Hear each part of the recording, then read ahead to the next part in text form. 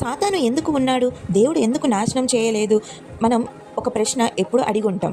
దేవుడు సర్వశక్తిమంతుడైతే సాతాన్ని ఎందుకు వెంటనే నాశనం చేయలేదా?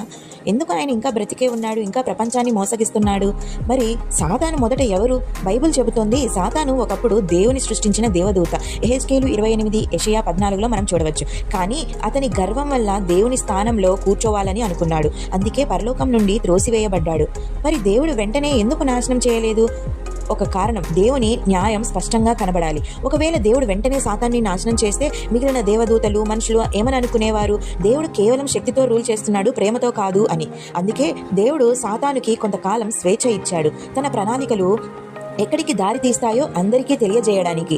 మరి ఈ లోకం ఎందుకు బాధలో ఉంది? బైబిల్ చెబుతోంది ఈ లోకాధిపతి సాతానే. యోహాను 12:31లో మనం చూడవచ్చు. దేవుడు మనుషులకు స్వేచ్ఛ ఇచ్చాడు, కానీ మనిషి సాతాను మాట విన్నప్పుడు పాపంలోకి పడ్డాడు. ఇది ఎందుకంటే మనం ఇప్పుడు బాధలు, అన్యాయం చూస్తున్నాం. మరి సాతాను భవిష్యత్తు ఏమవుతుంది? బైబిల్ చివరిలో స్పష్టంగా చెబుతుంది, సాతాను చివరికి అగ్ని సరస్సులో పడేస్తారు. ప్రకటన 20:10లో మనం చూడవచ్చు. అప్పుడు అతనికి ఎప్పటికీ ముగింపు ఉంటుంది. అంటే సాతాను ఇప్పటికీ ఉన్నాడనేది శాశ్వతం కాదు. దేవుడు ఆలస్యం చేస్తున్నాడు, కానీ మరువలేదు.